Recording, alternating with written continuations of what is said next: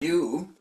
in the presence of the Lord and in the ministry of the Holy Spirit, teaching us and taking the things of Christ and showing them unto us. और एक बार फिर से आप सभी को शुभ संध्या। और वास्तव में प्रभु के उपस्थिति में बैठ करके परमेश्वर के वचन को सीखने का जो आनंद हमें मिला है, उसकी उपस्थिति में आने का, और पवित्र आत्मा के जरिए जो बातें प्रभु के वचन से लेकर हमें सिखाता है और हमें मदद करता है, सामर्थ्य देता है कि हम उन बातों को, उन वचनों को अपने जीवन में लागू कर सकें। And so we have missed a couple of times to study our book of Philippians. We thank the Lord for preserving this book, this letter of thanksgiving that Paul offered to the church in Philippi for the financial gift that was brought to him while he was in prison in Rome. और ये पुस्तक को हम परमेश्वर को धन्यवाद देते हैं कि प्रभु ने इस पुस्तक को हमें दिया है। ये पुस्तक बहुत ही अपने आप में बहुत ही बलवान है और बहुत ही आशीष भरी हुई है। खास तौर से ये प्रेरित पौलुस को का एक धन्यवादी पत्र है फिलिपियों की कलीसिया के लिए, जो उन्होंने प्रेरित पौलुस को उसकी सेवा में आर्थिक सहायता की थी। We have been following an outline that I made a number of years ago, trying to understand the thoughts of the Apostle Paul as he wrote this important and sensitive letter to the believers in Philippi, particularly giving them thanks for the financial gift that was brought to him. और खास तौर से हम इस बात को, पत्र को अब देख रहे हैं, प्रेरित पौलुस के द्वारा लिखा हुआ इसको हम देख रहे हैं, जिसके द्वारा हम लोग इस बात को देख रहे हैं कि प्रेरित पौलुस ने विशेष तौर पर फिलिपियों के लिए, कलीसिया के लिए, जो उनको जो आर्थिक मदद मिली थी उसके प्रति वो धन्यवाद का एक पत्र लिखते हैं।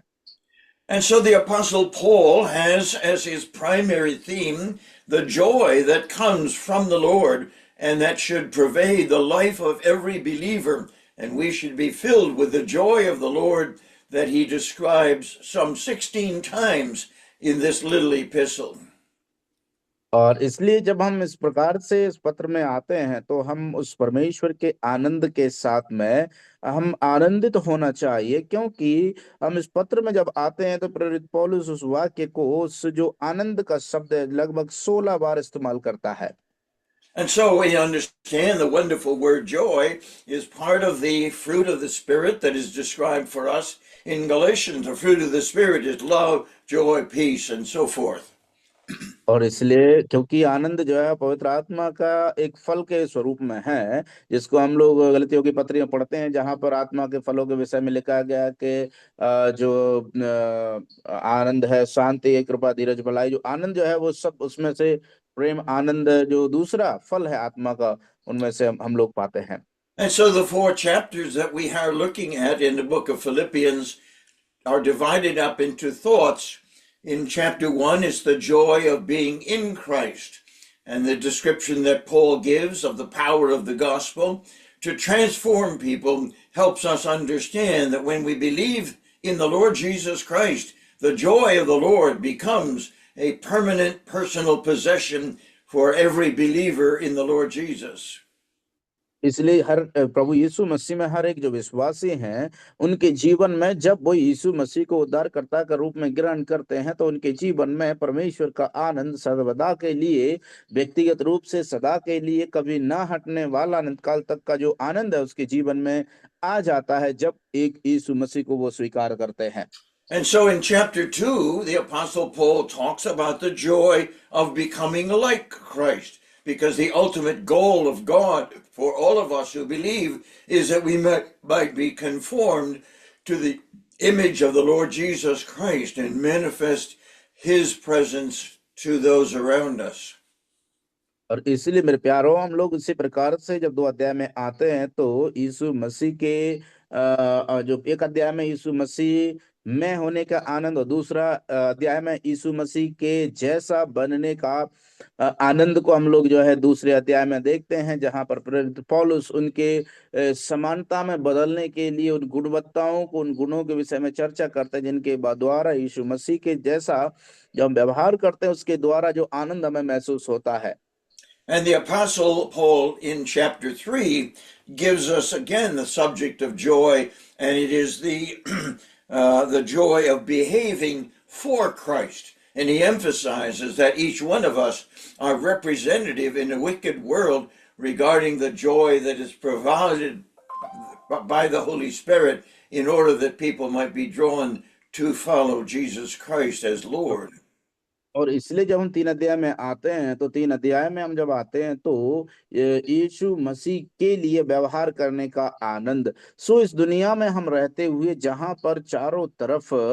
हम लोग देखते हैं कि बुराई है, चारों तरफ भयंकर इस प्रकार की परिस्थितियां बनी हुई हैं, लेकिन उन परिस्थितियों में मसीह के जैसा आनंद करने का जो व्यवहार करने का जो आनंद होता है एक विश्वासी के जीवन में, तभी अनुभव हो पाता है जब वो मसीह के लिए, मसीह के जैसा, मसीह में होकर के वो आनंद को महसूस कर पाएगा, उसके जैसा जब वो व्यवहार करेगा। And so that brings us to chapter 4, which is the concluding chapter. And the Apostle Paul tells us in this chapter that the joy of bounty from Christ is so important because we don't have in and of ourselves the ingredients that are necessary to proclaim and to manifest the presence of Christ in us. And so he says in chapter 4, the blessings that we need are given to us when God gave Christ to us. और इसलिए मेरे प्यारो, जब हम 4 में आते हैं, यद्यपि हम अपने जीवन में मसीह में होने के बावजूद भी यदि हमारे जीवन में मसीह के स्वरूप में बनते हम जब चले जाते हैं, या जीवन में हम उसके अनुभव में उनके अनुसरण करते चले जाते हैं, तब हमारे जीवन में जो परिवर्तन आते हैं, तब हमारे जीवन में जो बदलाव आते हैं, तब हम अपने जीवन में मसीह के जैसा व्यवहार करने के द्वारा हमारे जीवन में होता क्या है, परिवर्तन क्या होता है? वो परिवर्तन ये है कि हम अपने जीवन में यीशु मसीह के उस आशीषों को, जो हमें उसके अनुसार चलने, उसमें रहने का, उसके लिए उसके जैसा बनने का, उसके लिए व्यवहार करने का जो प्रतिफल हमें मिलता है, वो आशीष से हमें यीशु मसीह में प्राप्त होती हैं इस दुनिया में और दुनिया के बाद। प्रभु यीशु मसीह के जैसा व्यवहार करने का जो आनंद हमें यीशु मसीह की ओर से हमें ब्लेसिंग्स के रूप में, आशीष के रूप में प्राप्त होता है। And so, if you have been following us and studying along with us, you will know that we are in the last few verses of chapter 2, and the joy of becoming like Christ is so important. And he gives to us in the last section, in verses 25 to 30, an example, an excellent example of somebody that was ministering to Paul and was promoting a wonderful picture of the Lord Jesus Christ. और इसलिए मेरे प्यारो, हम लोग जब इस वचन में जब आगे बढ़ते हैं तो प्रेरित पौलुस की ओर से एक बहुत ही अद्भुत एक चित्रण को हम लोग देख सकते हैं। जैसे कि यदि आप लोग हमें फॉलो, मतलब आप हमारे साथ वचन के अध्ययन में चल रहे हैं, तो हम सब जानते हैं कि हम लोग 2 अध्याय का उसका आखिरी भाग में पहुंच चुके हैं, 2 अध्याय का 25 से 30 तक, जहां पर मसीह के समान बनने के आनंद के संदर्भ में मसीह की समानता की श्रेष्ठता को हम लोग देख सकते हैं। और यहाँ पर वो पौलुस एक उदाहरण के साथ में, एक व्यक्ति के उदाहरण के साथ में उस श्रेष्ठता की, मसीह की समानता की श्रेष्ठता को वो यहाँ पर वर्णन करता है। And so this chapter, chapter 2 of the book of Philippians, is a wonderful chapter, unfolding for us at the beginning of the chapter the characteristics of Christ's life and how he humbled himself and took upon himself the form of a servant and was made in the likeness of men. और जब हम 2 अध्याय में आते हैं तो बड़ी अद्भुत रीति से हम 2 अध्याय में देखते हैं कि हमारे लिए बहुत ही एक आशीष का कारण है फिलिपियों का पत्री, उसका 2 अध्याय, क्योंकि इस पत्री में हम लोग पाते हैं कि इस पत्री में प्रेरित पौलुस जो है उन विषयों को खोल करके निकाल करके लाता है, उन विषयों को हमारे सामने रखता है। शुरुआत होता है मसीह यीशु की दीनता और नम्रता के साथ में, और उसकी दीनता और नम्रता हमारे लिए एक किस प्रकार से नमूना बनी है और हमारे लिए किस प्रकार से एक प्रेरणा का कारण बनी है, जिसको हम अनुसरण करते हुए अपने जीवन में मसीह के लिए, मसीह के जैसा बनने का हम आनंद अपने जीवन में अनुभव कर सकते हैं। And so at the end of this chapter 2 in Philippians, the Apostle Paul puts his hands or his mind on two people that were with him. One is Timothy or Timotheus, and the other one is Epaphroditus. And both of them have been there in prison with Paul. Epaphroditus is the one who is ministering to Paul, and Timothy is there as a fellow soldier of the Lord Jesus Christ, and therefore a fellow soldier with the Apostle Paul. और इसलिए जब हम इस अध्याय में आते हैं, इस अध्याय में आने के बाद आखिरी में जब हम पहुंचते इस अध्याय के 2 अध्याय का, तो हम लोग देखते हैं प्रेरित पौलुस मसीह के बाद जब हम अंत करते हुए देखते हैं, तो प्रेरित पौलुस उसके साथ होने वाले, उसके साथ रहने वाले 2 व्यक्तियों के विशेष रूप से वो यहाँ पर व्याख्या वर्णन करते हुए हम लोग पाते हैं। 2 व्यक्ति जो उसके साथ में रहे, एक तो तीमुथियुस है, दूसरा है एपाफ्रोदितस, जो जो उसके साथ साथ जो तीमुथियुस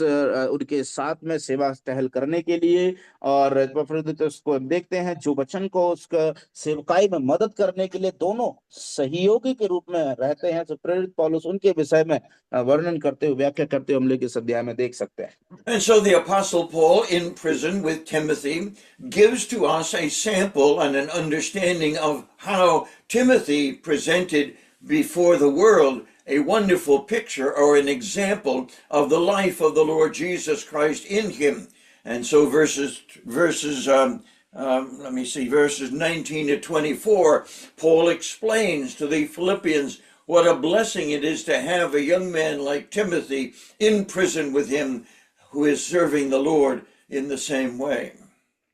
और इसलिए मेरे प्यारों भाइयों और बहनों, हम देखते हैं कि इस अध्याय में, 2 अध्याय में हम आते हैं, तो प्रेरित पौलुस खास तौर से जो है उन व्यक्तियों के विषय में विशेष तौर पर उन व्यक्ति विशेषों के बारे में चर्चा करते हुए हम लोग यहाँ पर देख सकते हैं। खास तौर से वो जब 19 से लेकर के 24 तक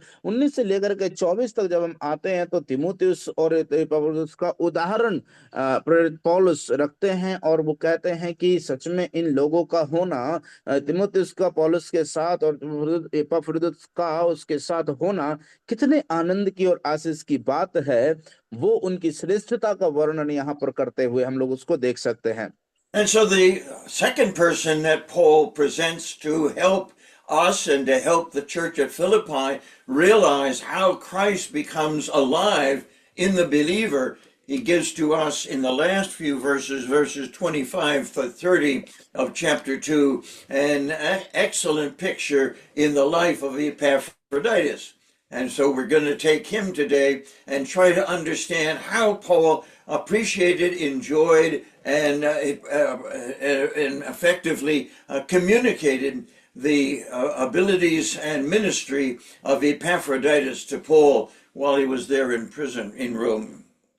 और इसलिए मेरे प्यारों, जब प्रेरित पौलुस रोम में जब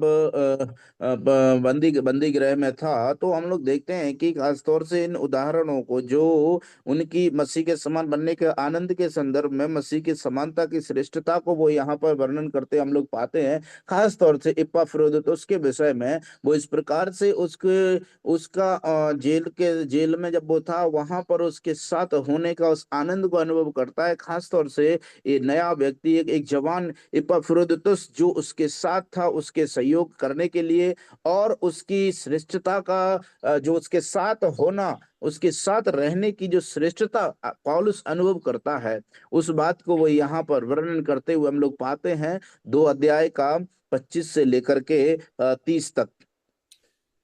And so let us begin by reading from verse 25 through 30 to help us understand what Paul is saying under the guidance of the Holy Spirit, revealing the blessing of having Epaphroditus in prison with him. और इसलिए ये हम लोग 25 से लेकर के 30 तक पढ़ रहे थे फिलिप्पियों की पत्री 2 अध्याय, जहां पर हम लोग इस बात को देखने की कोशिश करेंगे कि पवित्र आत्मा क्या किस प्रकार से उन आशीषों को जो है उद्घृत करता है, उजागर करता है, जो मसीह में पौलुस के साथ इपफ्रोदितुस का होना किस प्रकार से उसके लिए आशीष का कारण रहा। उन बातों को हम लोग इस भाग में देखते हैं। सो आइए हम लोग उन बातों को पढ़ लेते हैं 25 से लेकर के 30 तक, फिलिपियों की पत्री 2 अध्याय। Paul helps us understand how important it is to have people in our life who are fellow workers, who are servants of the Lord, and each one of us should find that God would bring into our life some man for those who are men and some woman for those who are women, and in order that we might have the kind of fellowship and communion that Paul enjoyed so much during his time in prison in Rome. और मेरे प्यारो, हम लोग जब रोम में देखते हैं, खास तौर से हम इन बातों को समझने का प्रयास करेंगे कि ये इस बात का आनंद, क्या आनंद होता है इस बात का कि कोई हमारे साथ में या तो सहकर्मी के रूप में हो या फिर प्रभु के सेवक का रूप में हो, या कोई भी व्यक्ति उसका उसके जीवन में आनंदित तो होने का या फिर उसकी उपस्थिति की श्रेष्ठता या फिर विशेषता कैसी होती है। प्रेरित पौलुस को हम लोग देखते हैं जो यद्यपि रोम में कैद खाने में भी होने के बावजूद भी उन बातों को वो वर्णन करता है और उन बातों को वो व्याख्यात करता है जो हमारे लिए एक आशीष का कारण है। One of the treasured possessions that came into my hands a while ago was a pocket watch that belonged to Jenny's father, and that watch also had belonged to Jenny's father's father, that is Jenny's grandfather. And that wonderful golden watch was given to me as a prize that belonged to the family. I have since then passed it on to my oldest son. But I want to look at that watch and try to understand how it pictures for us Epaphroditus as a wonderful example of Christ-likeness. और देखिए मेरे प्यारो, मसीह की समानता मसीह की समानता का जो आनंद है, खास तौर से इपफ्रादितुस को हम लोग देखते हैं कि प्रेरित पौलुस मनुष्यों के पुरुषों के लिए पुरुष, भाइयों के लिए भाई, बहनों के लिए बहनें किस प्रकार से एक आशीष का कारण बनती हैं। और एक नमूना के तौर पर हम लोग आज देखने वाले हैं कि उनके जो हमारे सर हैं, उनके हाथ, उनके पास एक पुरानी जो जेब में रखने वाली एक घड़ी मिली है, जो घड़ी उनकी पत्नी उनकी पत्नी के पिताजी ने उन्हें दिया था। और उनके पत्नी के पिताजी की जो घड़ी थी, वो घड़ी उनको उनकी पत्नी सर की पत्नी के दादाजी ने उन्हें दी थी। और वो भाई सर को वो घड़ी उन्हें मिली थी, और वो घड़ी के द्वारा उस घड़ी को उन्होंने क्या किया, अपने सबसे छोटे बेटे को दे दिया है। अभी उस घड़ी के संदर्भ में मतलब उसकी मसीह की जो समानता में होने का आनंद क्या होता है, उस नमूने को हम लोग लेकर के आज के शाम का अध्ययन हम लोग आगे बढ़ाएंगे। And so as I looked at that watch and realized the treasure that it was to the family, I was realizing that the character of this watch was very much like Epaphroditus. The watch was solid gold. It was open-faced and it was quietly busy. It was always dependable and it was full of good works. And as I looked at that watch and realized that this watch was exactly those things, I realized that Epaphroditus, as a brother and a fellow worker of the Apostle Paul, was doing the same thing to help us understand. और इसलिए मेरे प्यारो, उसके विषय में हम लोग उन 5 बातों को देख सकते हैं। उस घड़ी को जब सर देखते हैं तो उस घड़ी को देखने के बाद में 5 बातें उनको याद आती। एक, जो घड़ी उनके साथी के रूप में थी। दूसरा, एक घड़ी जो उसके बंदी के रूप में। तीसरा, एक निर्माता के रूप में। चौथा, एक योद्धा के रूप में। पांचवा, एक संदेश वाहक के रूप में। और हम इस प्रकार से देखते एक सलाहकार के रूप में, एक विश्वसनीय मित्र के रूप में। सो हम इस प्रकार से इन 5 बातों को देख सकते हैं कि वो घड़ी जो है हमेशा खुली थी, हमेशा व्यस्त रहती थी, हमेशा उपलब्ध रहती थी। और वो घड़ी जो है, उस घड़ी की विशेषता यह थी जो उनको मिली थी, वो घड़ी ढाल करके मजबूत और ठोस सोने की बनी हुई थी, जो उनको परिवार के तौर पर उनको मिली थी, परिवार की ओर से। And so the name Epaphroditus is a name that we should understand because it means to be lovely. and it comes from the god of love, and Aphroditus and Aphrodite. Those words come to us from the original language, reminding us that the true love of God and the love that belonged to the Lord Jesus Christ is manifested in this young man, Epaphroditus. और इसलिए कि हमको पहले इपाफ्रोदितुस का सब नाम का शब्द को अर्थ को हमको समझना है। वो ये जो उसका नाम इपाफ्रोदितुस जो है उसका नाम का अर्थ निकल करके आता है सुंदर्य, प्रेम, प्रेमी से भरा हुआ, या फिर प्रेम करके उसका नाम का अर्थ निकल करके आता है। ये बात को हमको समझना बहुत जरूरी है। प्रभु यीशु मसीह में होने के बावजूद हमारे जीवन में मसीह की जो आनंद है, उसका जो प्रेम है, और जो उसका प्रेम किस रीति से प्रेरित पौलुस को एपफ्रोदितुस के द्वारा उसके जीवन में प्रकट हुआ, उसने अनुभव किया है, उन बातों को हम लोग देखने वाले हैं। And though the world uses the word Aphroditus in a common way, the thought that the love of God for us has been given to us through that wonderful word, we can sanctify the word and use it as Paul did, and as the parents, I suppose, of Epaphroditus. And so we're grateful to God for that meaning of that name, and it's helpful to draw our mind and heart to the true meaning of love and how it's manifested in the Lord Jesus Christ. और इसलिए मेरे प्यारो, जब हम इस पत्र में आते हैं तो हम लोग इस पत्र को समझते हैं कि खासतौर से इपफ्रोदितुस जो उसके माता पिता थे और प्रेरित पौलुस थे, जो उनके लिए, जिसका शब्द का यदि हम सामान्य रूप से भी ले लें तो जो परमेश्वर का प्रेम है, या फिर परमेश्वर प्रेमी है, या परमेश्वर मुझसे प्रेम करता है करके हम उस शब्द का अर्थ को निकाल सकते हैं, जो वास्तविक रूप में हमारे लिए एक आशीष का कारण, पौलुस के लिए एक आशीष का कारण रहा, उसके माता पिता के लिए भी इस प्रकार से एक अनुसरण करने का, स्मरण करने का कि परमेश्वर प्रेम करता है और प्रेमी है, उनको बातों को हम लोग उसके जीवन से देख सकते हैं। And so the text reminds us immediately that Epaphroditus was going to be was a brother of Paul's. And when we use the word brother, we're not talking about a physical brother, but the spiritual relationship that the Apostle Paul had with Epaphroditus in the family of God. और इसलिए जब हम 25वीं आयत को जब हम यहाँ पर पढ़ते हैं तो इपफ्रोदितुस के बारे में जो वो कहता है कि जो मेरा भाई है, सो जो भाई है करके वो इस शारीरिक रूप से, शारीरिक बंधों के द्वारा आप भाई नहीं, वरन आत्मिक रूप से वो उसको अपना भाई कहते हुए प्रेरित पौलुस इपफ्रोदितुस को संबोधित करता है। ये बात हमको समझने के लिए बड़ी ही आनंद की बात लगती है कि सेवकाई में प्रेरित पौलुस की मदद करने के लिए एक आत्मिक भाई इपफ्रोदितुस जो उपलब्ध था, उसको हम लोग देख सकते हैं। We use the word very commonly, brother so and brother this and brother that. But for the Apostle Paul, if you remember correctly, when he trusted the Lord Jesus Christ on the road to Damascus, the first word he heard as a new believer in the Lord Jesus Christ was from Ananias, who said to him, brother Saul. And that word resonated with Paul, and it became a very important word in his life. और मेरे प्यारो, हम लोग देखते हैं उसके जीवन में, हम लोग इस बात को देखते हैं कि खास तौर से जो प्रेरित पौलुस है वो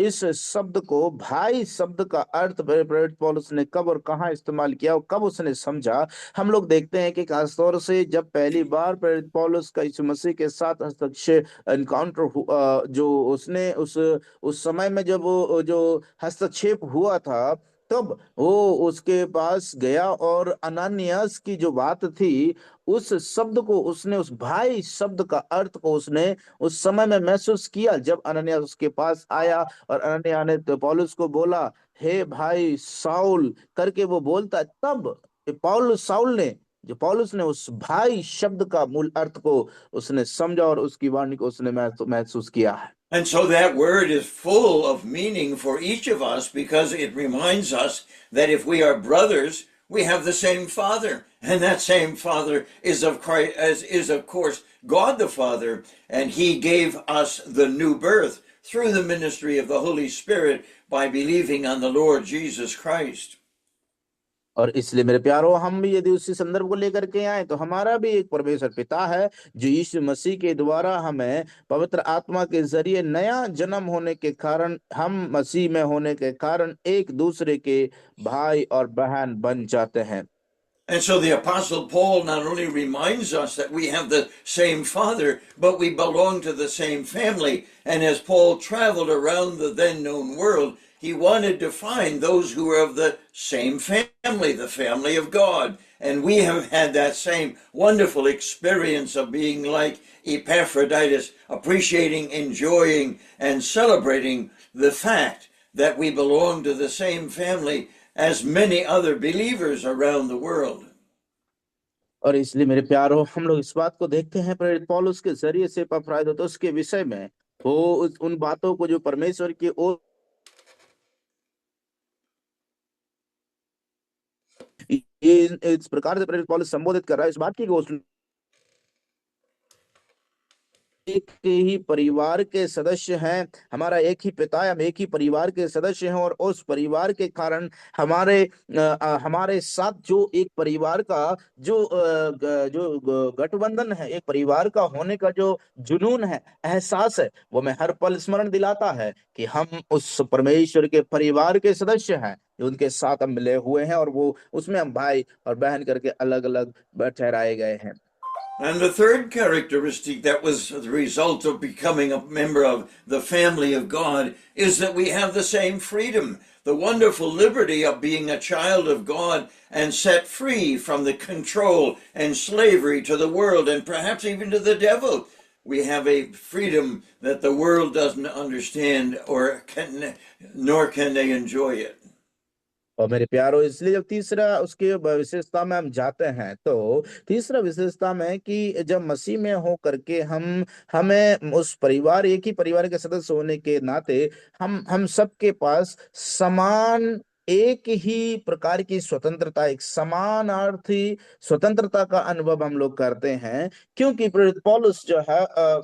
उस एपफ्राइदितुस को प्राप्त करने के द्वारा वो एक साथी के रूप में अनुभव करता है कि जो मेरे पास जो स्वतंत्रता है, वो ही स्वतंत्रता इस भाई के पास भी है। सो एक ही स्वतंत्रता का अनुभव हम लोग करते हैं, जब एक ही परिवार के सदस्य होने के नाते हम लोग इस बात को महसूस करते हैं कि हम भी उसी परिवार से हैं, तुम भी उसी परिवार से हो, अर्थात हमारे माता पिता एक ही पिता, एक ही परिवार है। And so I hope this evening that you have somebody that is like a brother, belonging to the same father, having the same family, enjoying and being blessed by the same freedom that God has given. That kind of fellowship is so important to encourage us and strengthen us, and for us to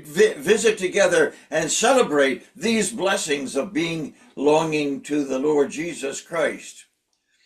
और इसलिए मेरे प्यारो, आज शाम के समय आप जो अध्ययन कर रहे हैं, आज शाम के समय आपको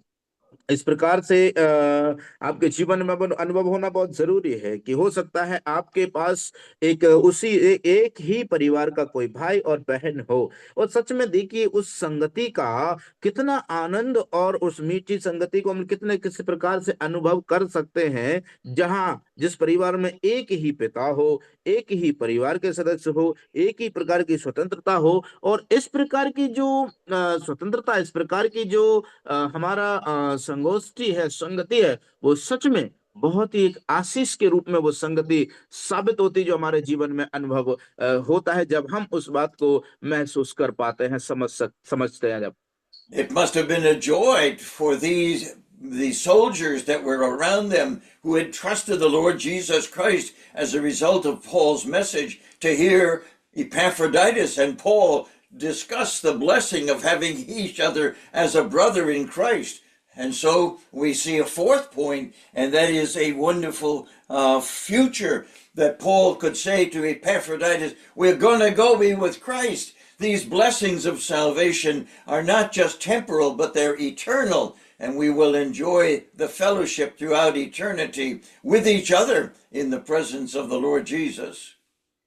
और इसलिए मेरे प्यारे प्रेरित पौलुस जो है चौथी बात उस प्रद्युत के विषय में वो कहता है, एक मसीह के परिवार, एक पिता होने के कारण, एक ही परिवार के सदस्य होने के कारण, एक ही स्वतंत्रता होने के कारण, सो मसीह में जो भी व्यक्ति भाई और बहन होते हैं, जो उसमें संगति रखते हैं और उसमें ठहरते हैं, उसमें बने रहते हैं, उन व्यक्ति के जीवन में प्रेरित पौलुस बात को, चौथी बात को स्मरण करते हुए वो कहता है कि मसीह यीशु में जो आशीष है वो केवल अस्थाई नहीं है, स्थायी रूप से है। वो अनंतकालीन आशीष हैं जो हमें उसके द्वारा उसमें प्राप्त होती हैं। सो प्रेरित पौलुस कहता है एपफ्रोदितुस के विषय में कि हमारा एक ही प्रकार का भविष्य है, समान भविष्य को हम लोग अनुभव करने वाले, क्योंकि हम मसीह में होने के नाते मेरे पास भी वही अनंत काल का आशीष मिलने वाली जो मसीह यीशु में है, और दूसरे व्यक्ति को, मेरे भाई को भी जो सत्संग है उसको भी उसी प्रकार की आशीष से मिलने वाली है। सो एक एक समान भविष्य के विषय में प्रेरित पौलुस पफ्रोदितुस के विषय में घोषणा करते हुए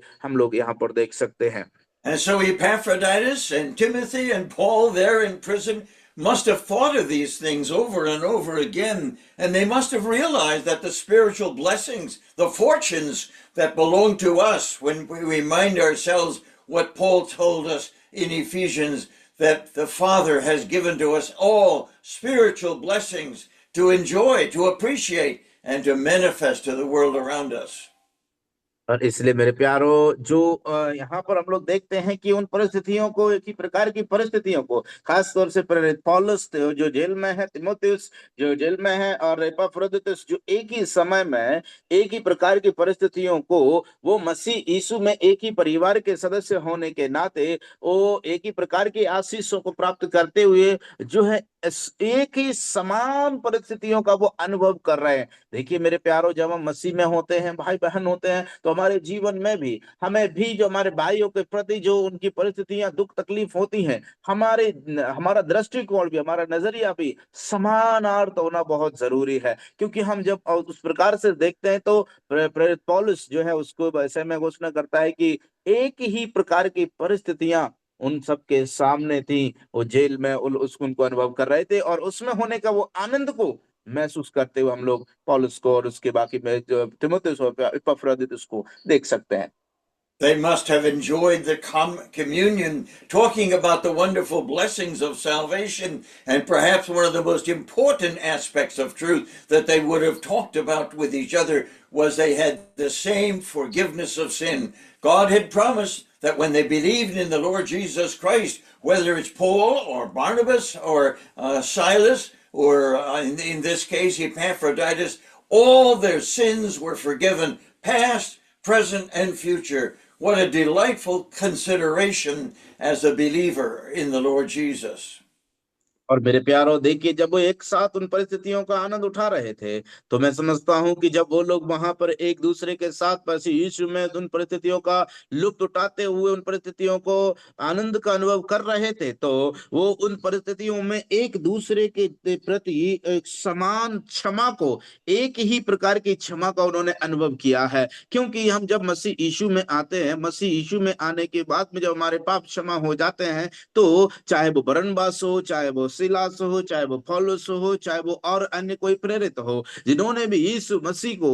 उद्धारकर्ता के रूप में ग्रहण किया है, उनके जीवन में भी उसी प्रकार की समानार्थ क्षमा का उन्होंने मसीह की ओर से उनके पापों की समान रूप से क्षमा को अनुभव किया है होगा, और उस Yes, sir. समान क्षमा का आनंद वो लोग अनुभव करते हुए एक दूसरे के साथ साझा करते हम लोग देख सकते हैं। And so I hope that you have a brother or sister in Christ, that you can do the same thing, that you can have communion and fellowship, talking about the wonderful blessings of salvation and of what our Savior did in order that we might belong to each other as Paul and Epaphroditus enjoyed the fellowship created by the Lord Jesus Christ. और इसलिए मेरे प्यारो, हम लोग जो है वो लोग एक ऐसी परिस्थिति में होने के बावजूद भी, तो इपफ्रोदितुस के साथ उसके साथ प्रेरित पौलुस जो है यीशु मसीह में होने के कारण उनके उनके बीच में जो उनकी जो संगति है, उनकी जो संगति को वो लोग अनुभव करते हुए, उस संगति को महसूस करते हुए, उस संगति को वो आनंद उठाते हुए हम लोग देख रहे हैं कि एक ही समान प्रकार की आशीषों का वो लुत्फ उठाते हुए एक बंदी गृह में सहबंदी के रूप में हम लोग देख सकते हैं।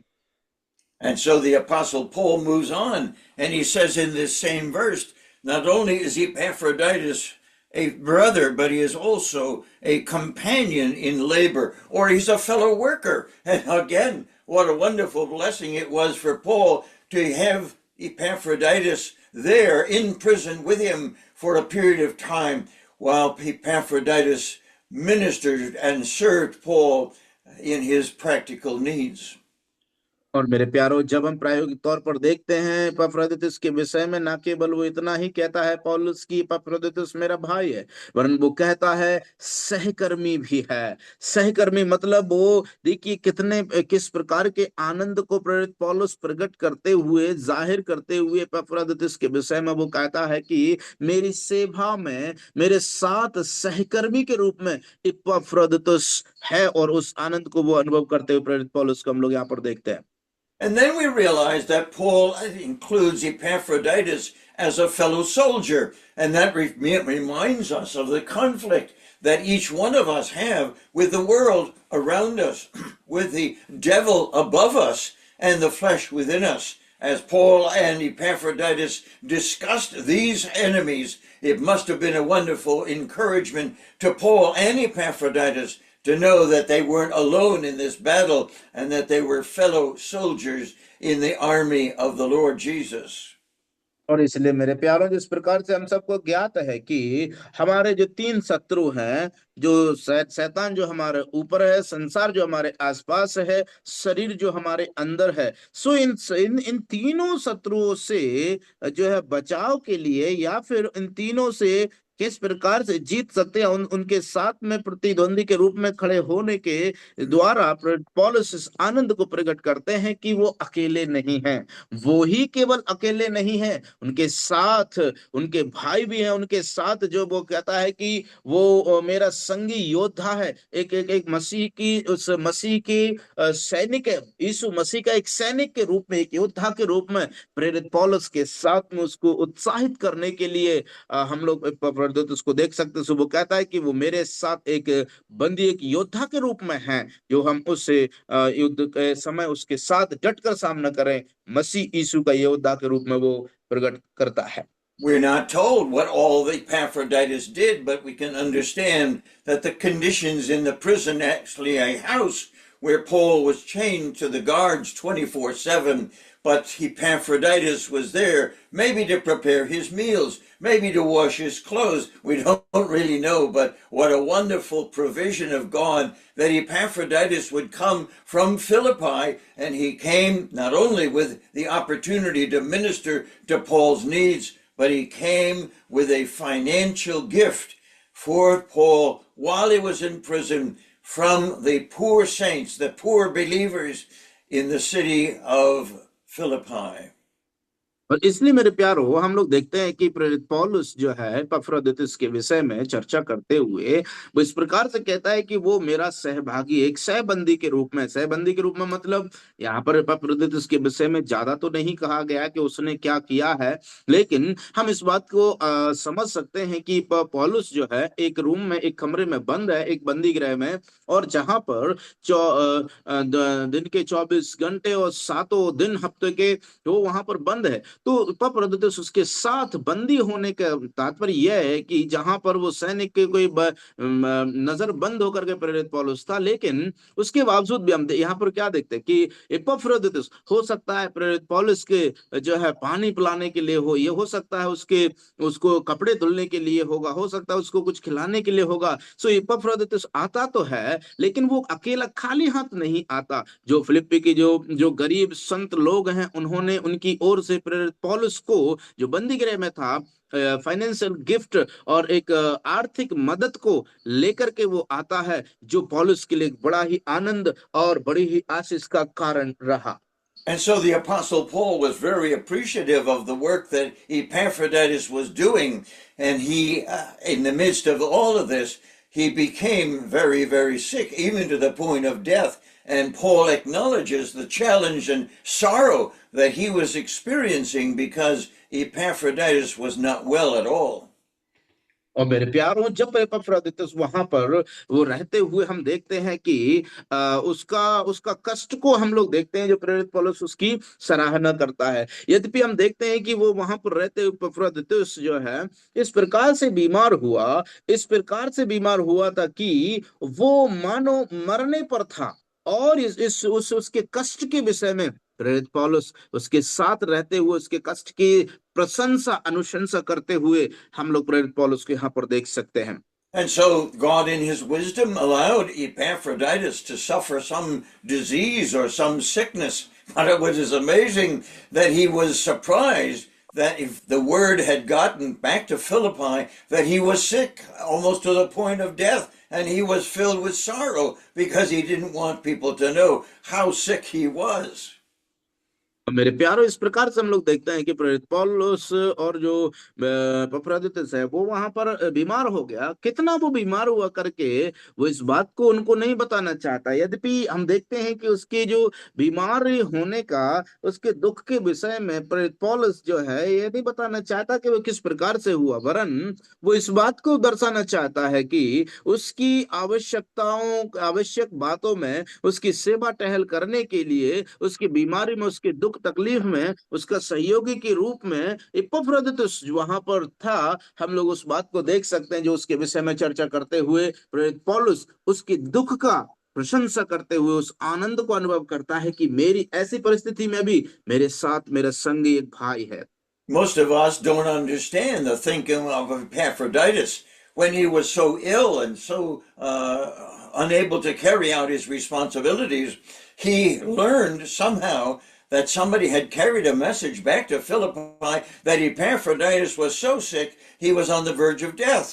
And Epaphroditus was very upset that they found that out. Most of us, if we were as sick as this was the case, we would have made a letter. We would have multiplied the letter. We would have sent it to all of our friends. Pray for me. Pray that he be healed. Pray that it'll go away.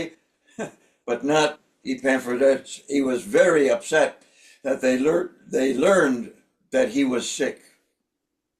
और मेरे प्यारों, इस बात को हम लोग देखते हैं कि इपफ्रोदितुस जो है, जो बीमार होने के बावजूद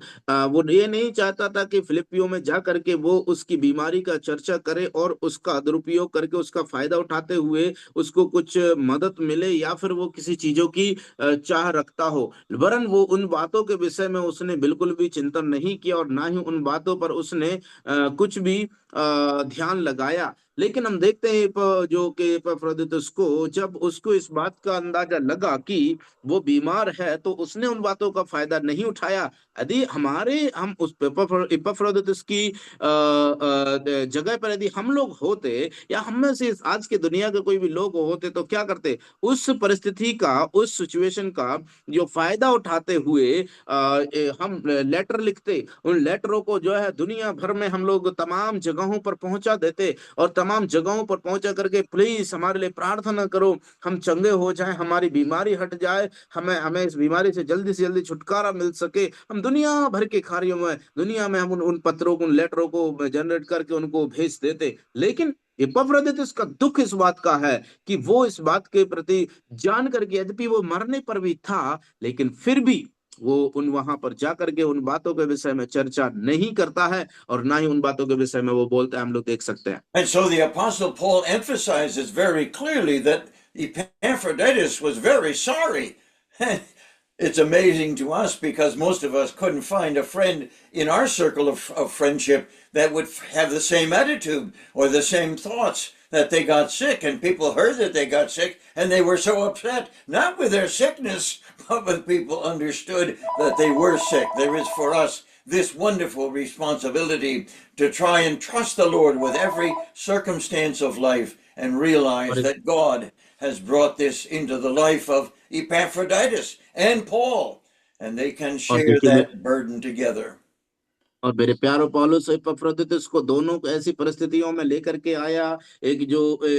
योद्धा के रूप में जो एपफ्रोदितुस दिलासा देने वाला, एक साथी के रूप में छिपाने वाला। वो क्या छिपाने वाला? मतलब देखिए, वो इस प्रकार से वो यद्यपि मृत्यु के अनुभव तक भी था कि वो मतलब उसकी बीमारी इतनी थी जो मृत्यु को भी प्राप्त हो सकती थी, लेकिन पौलुस और इपफ्रदीतुस दोनों ही जो है उस बात के विषय में और उसकी जो बीमारी के चर्चा को वो इसीलिए छुपाते हैं, इसलिए नहीं कि मतलब उनको कुछ किसी को बताना नहीं है, लेकिन दुखी इस बात से होते हैं कि उनकी उस दुख की चर्चा, इस बीमारी की चर्चा उसको जब लोगों को पता चलती है तो वो दुखी हो जाते हैं कि आखिर हम लोग जो है पौलुस और इपफ्रदीतुस दोनों को एक साथ में उनकी उन बातों के विषय में वो सहमति देते हैं, एक दूसरे को दिलासा देते हैं। तो एक उजागर करने वाला नहीं, वरन उन बातों को, एक दूसरे की बातों को छिपाने वाला व्यक्ति के रूप में हम लोग देख सकते हैं। तो एक दूसरे के साथ में जो उस आनंद को दर्शाता है, एक दूसरे के साथ में उस एकता को, उस पहचान को दर्शाता, जो उसकी योद्धा के रूप में प्रेरित पौलुस एपफ्रदीतुस से अपेक्षा करता है। And so, as we listen to Paul and try to listen to his heart, we realize how close and how wonderful this friendship was, and that they were fellow soldiers, they were fellow workers, and that the wonderful work that Epaphroditus was carrying out was a matter of his service. It was a matter of his suffering physically in a very difficult way. He was sorrowful because they found out that he was sick. And of course, I think the word sacrifice also fits in here, because the man was willing to give of all that he had and all that he was to the Lord in order that he might serve the Apostle Paul in prison. और इसलिए हम लोग एक निर्माता के रूप में प्रेरित पौलुस के संगी इपफ्रदीतुस को देख सकते हैं, जो प्रेरित पौलुस उसके साथ में वो कहता है कि मेरा सहकर्मी है, संगी योद्धा है, तुम्हारा दूत है और आवश्यक बातों में मेरी सेवा टहल करने वाला। एक उसकी सेवा के विषय में, एक सेवक के रूप में इपफ्रदीतुस को बताता है। और पौलुस कहता है कि उसके साथ साथ जो उसकी सेवकाई के दरमियान उसको होने वाले जो कष्टों के विषय में वो वर्णन करता है। और उसके साथ साथ जब प्रेरित पौलुस के बात का पता चला इपफ्रदीतुस को, तो वो कितना दुखी हुआ, कितना दुखी हुआ, उस बात को वो बताता है। और साथ ही साथ इपफ्रदीतुस के विषय में वो कहता है ना केवल वो दुखी हुआ, वरन वो उसका बलिदान की वो अनुशंसा करता है। वो बलिदान मतलब क्या? बलिदान जो इपफ्रदीतुस जो प्रेरित पौलुस के साथ था, उसके पास जो कुछ भी है उन सबको वो प्रेरित पौलुस के साथ रहकर उसकी सेवा टहल करने के लिए, सब कुछ त्यागने के लिए, सब कुछ बलिदान करने के लिए वो तैयार था। हम लोग उसकी इस प्रकार से अनुशंसा करते हुए प्रेरित पौलुस को देखते हैं। And so the Apostle Paul, in a very wonderful manifestation of this friendship between he and Epaphroditus, he himself, Paul, had sorrow that Epaphroditus was not only going through these difficulties, but that his heart was filled with sorrow because the people learned that he was sick. I don't find many people who enter into that kind of a friendship in my life, and I hope that you have somebody that so energizes you and shares your life, that they share your difficulties and trials. और मेरे प्यारो, इस प्रकार से हम लोग देखते हैं कि प्रेरित पौलुस के साथ एक इपफ्रदीतुस संगी होने के बावजूद हम लोग देखते हैं कि इपफ्रदीतुस को जो बीमार भी था,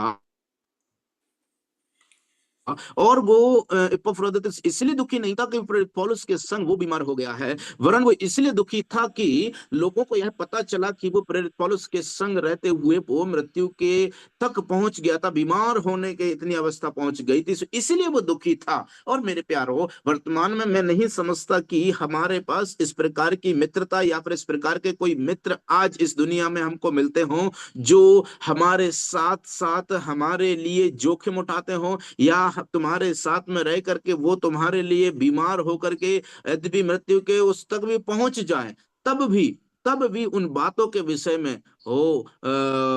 छुपा करके, उनको देख करके, इसलिए नहीं कि उनकी घोषणा की जाए, वरन इसलिए वो दुखी होते हैं कि वो बातें लोगों को पता चल गई हैं। सो इसलिए आज ऐसे लोगों को पाना आज की दुनिया में संभव नहीं हो सकता है कि आपके पास ऐसा कोई हो, मुझे तो नहीं मालूम है, मेरे जीवन में तो ऐसा कोई नहीं है कि जो हमारे दुखों के साथ संगी सहभागी होकर के उनमें आनंदित हो सके, हमारे दुखों को साझा कर सके।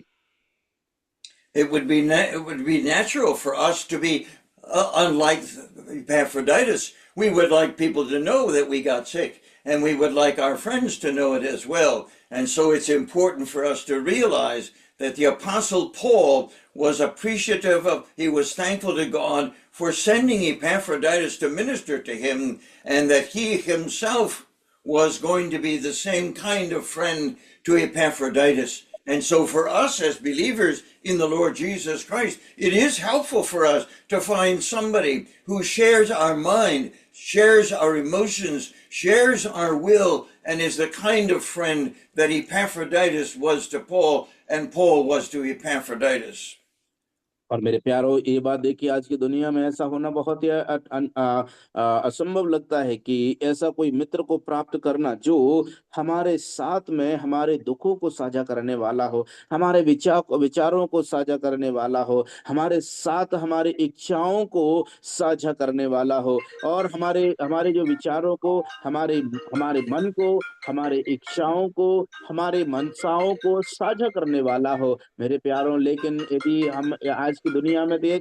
चाहते हैं, ऐसे लोग मिलते हैं हमको, जो लोग हमारी बीमारी के विषय में जाने, लोग हमारे लोग हमारे बीमारी के विषय में जान करके लोगों को हमारे बारे में जानना है, हमारी बीमारी के बारे में जानना। लेकिन तीमुथियुस और पौलुस और इपफ्रुदीतुस और पौलुस के बीच में हम लोग देखते हैं, प्रेरित पौलुस धन्यवाद देता है कि मेरे साथ एक ऐसा सहकर्मी भेजा प्रभु तूने। मैं तेरा धन्यवाद देता हूं जो मेरे साथ मेरे दुखों में सहभागी होता है, संगी बन जाता है, उनको अपने जीवन में अनुभव करता है, और इस बात में वो एक दूसरे को परस्पर एक दूसरे को वो आनंदित करने के विषय में चर्चा करता है।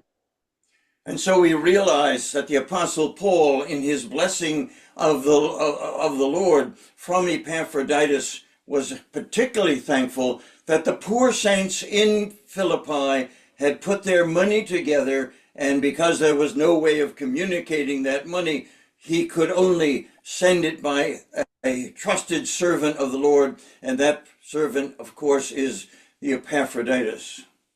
और इसके बाद में हम लोग देखते हैं प्रेरित पौलुस बात को भी वहां पर एक संदेशवाहक के रूप में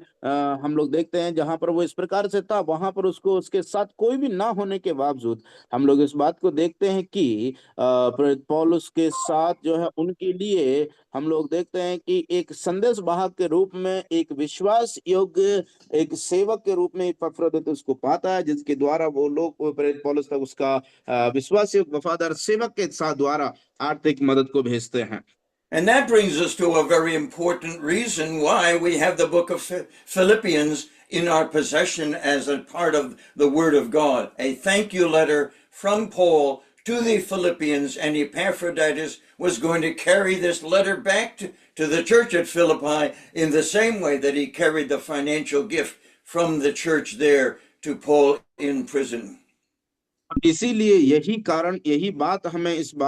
संदर्भ में लेकर के आती है कि हमारे पास ये फिलिपियों की पत्री क्यों है। ये प्रेरित पौलुस की ओर से एक धन्यवादी एक पत्र है, एक धन्यवादी पत्र के रूप में हम लोग देखते हैं जो प्रेरित पौलुस फिलिपी की कलीसिया को लिखता है। सो जिस प्रकार से इपफ्रुदीतुस के हाथों से प्रेरित पौलुस इस धन्यवाद के पत्र को उस कलीसिया तक पहुंचाना चाहता है, ठीक उसी प्रकार से जिस प्रकार से इपफ्रुदीतुस के द्वारा उस कलीसिया ने प्रेरित पौलुस को इपफ्रुदीतुस को माध्यम बना करके प्रेरित पौलुस तक आर्थिक मदद पहुंचाई थी, उसी तरीके से एक संदेश वाहक के रूप में इपफ्रुदीतुस को इस्तेमाल करते हुए हम लोग यहाँ पर प्रेरित पौलुस देखते हैं। And so there's an important lesson for us here, because many of us have the idea that we don't have the resources to give. And yet the Apostle Paul commends this church in the book of Corinthians for the gift that they sent. And he said, in their deep poverty, the abundance of their liberality was an example that the Corinthians should follow. We too should learn, even though we're poor, to give something to the Lord's work and to make sure that the Lord's servants are served financially, even though we have very little. और मेरे प्यारों, देखिए यहाँ पर प्रेरित पौलुस की दृष्टिकोण को देखिए। यद्यपि वो प्रेरित पौलुस यहाँ पर फिलिपियो कलीसिया के प्रति वो इस बात को साझा करते हुए हम लोग पाते हैं, जहां पर वो कहता है कि तुमने जो है, यद्यपि तुम बहुत ही गरीबी अवस्था में होने के बावजूद भी, तुम्हारी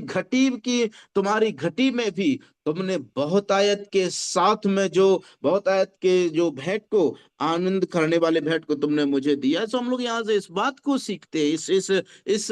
पाठ को सीखते हैं जो हमारे लिए बहुत ही उपयोगी है कि हम जो हमारे संगी सहभागी जो सहकर्मी होते हैं उनके लिए यद्यपि हमारे पास कुछ भी नहीं है, कुछ भी नहीं होने की अवस्था में भी यह बात हमारे लिए अवश्य हो जाती है कि हम अपने जीवन में जो कुछ भी हमारे पास है अपने सहभागियों को सहकर्मियों को आर्थिक रूप से मदद करना बहुत जरूरी भी है। यद्यपि हमारे पास है भी नहीं तो भी हमारे पास जो है उसमें से हमको इस बात को सुनिश्चित करना है कि हमारे संगी सहभागी भाई लोग भी उस आर्थिक रूप से उनको भी मदद मिले और उनको भी उनकी जरूरतें भी पूरी होने का सुनिश्चित करना हमारी जिम्मेदारी होती है। Just a few weeks ago, we celebrated in our own mind and heart the fact that we have been serving the Lord for 60 years. And it would take me a big book to write out the blessings that God has bestowed upon us. And some of the most amazing gifts that we have received during the 60 years is for us an amazing thing. We have found, as the scripture teaches, that those who have the least are often the ones that give most abundantly, even to those who are serving the Lord.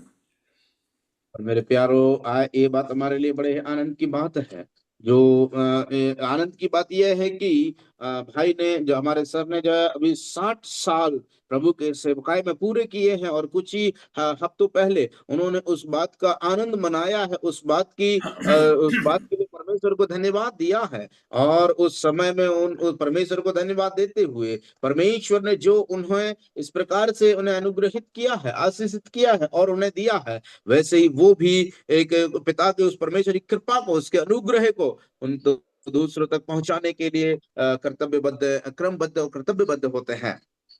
Though we have never asked or desired that God would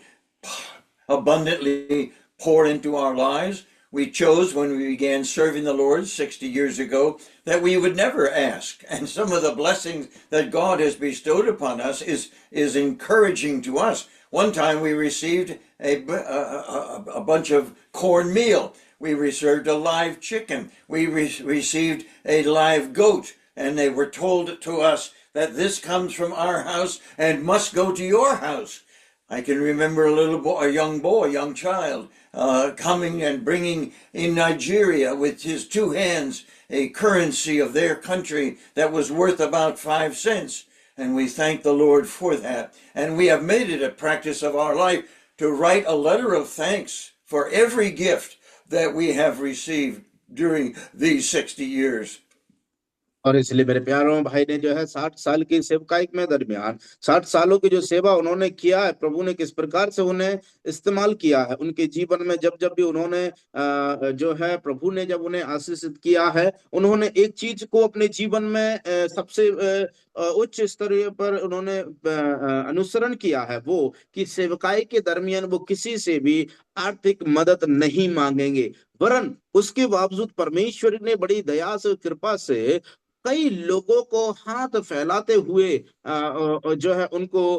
मदद के लिए लोगों को खड़ा किया है। और लोग हाथ फैला करके खड़े हो करके उनको एक दोपहर का लंच किसी ने करवाया, दोपहर का भोजन उनको दिया, किसी ने जिंदा एक मुर्गा दिया, किसी ने जिंदा एक बकरी दिया, किसी ने एक अंडा दिया, किसी ने एक जो नाइजीरिया में जब वो सेवकाई के लिए गए थे, एक छोटा सा बच्चा, उसके हाथ में एक एक 5 रुपए का वहां का जो नोट था उसको लेकर के वो आता है और कहता है कि ये आपके लिए है। सो उस समय से, उस प्रकार से परमेश्वर की ओर से जो आनंद मिलता है, परमेश्वर की ओर से जो आशीष मिलते हैं, उनके लिए हर एक बात में हमारी एक जिम्मेदारी बनती है कि हम ऐसी आदत बनाएं, हर एक गिफ्ट, हर एक दान जो हमें मिलता है उसके लिए एक धन्यवादी पत्र लिखना बहुत ही आवश्यक होता है। And so if you have read the whole book of Philippians, you'll realize that Paul ends this epistle by a reminder to the Philippians of his appreciation. He says to them, not that I desire a gift, and I say amen to that.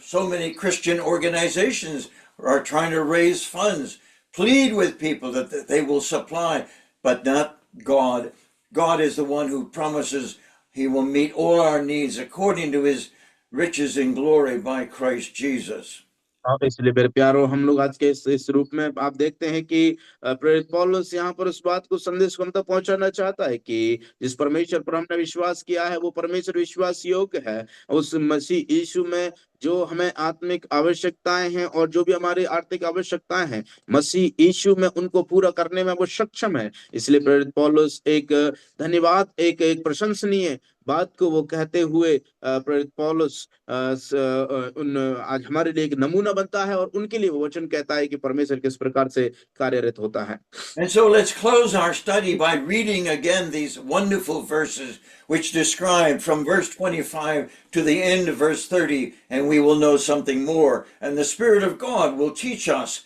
of the blessing of this epistle and the ministry of Epaphroditus to Paul. और इसलिए आइए हम अंत करते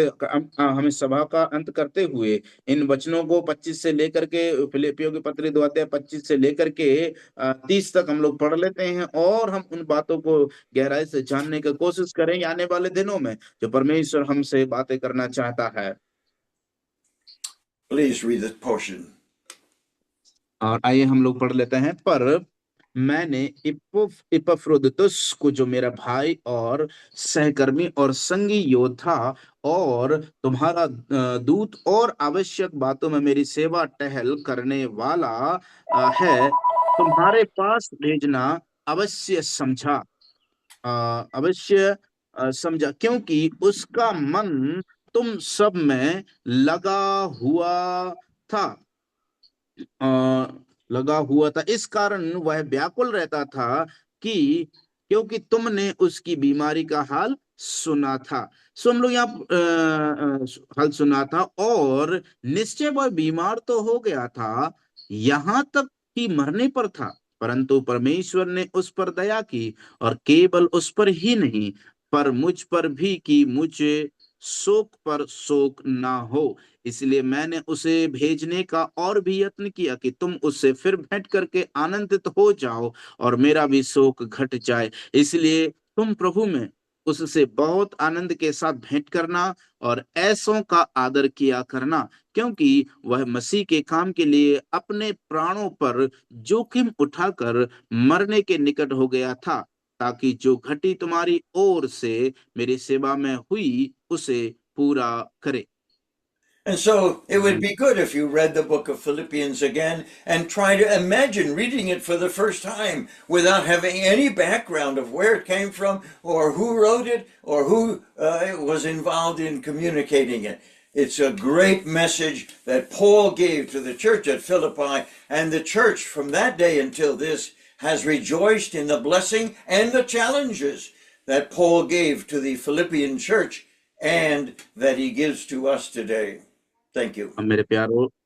इसलिए आइए हम लोग जो है फिलिपियों की पत्री को एक बार फिर से पढ़ते हैं, एक बार फिर से पढ़ने की कोशिश करें। इस प्रकार से ना पढ़े कि हम उसके बैकग्राउंड को जानते हैं, उसकी कौन लिखा है, किस संदर्भ में लिखा, लेकिन एक नए स्वभाव में, एक नए नजरिए के साथ, नए दृष्टिकोण से इसको पढ़ेंगे, तब हमें इस बात की उन आशीषों को हम समझ में आएगा, इस अध्याय आपको समझ में आएगा कि वास्तविक रूप में प्रेरित पौलुस उन इपफ्रोदितुस के विषय में, वहां के कलीसिया के विषय में किस प्रकार से अपने नजरियों को, अपने रवैयों को अपनाता है और प्रेरित पौलुस किस प्रकार से उस इपफ्रोदितुस का जीवन के उस रवैयों को प्रशंसा करता है और किस प्रकार से वो उनके लिए आनंद और आशीष का कारण ठहरता है, आपको मालूम चलेगा। इसके लिए आप दोस्त को दोबारा पढ़ के जब देखेंगे तब आपको एहसास होगा।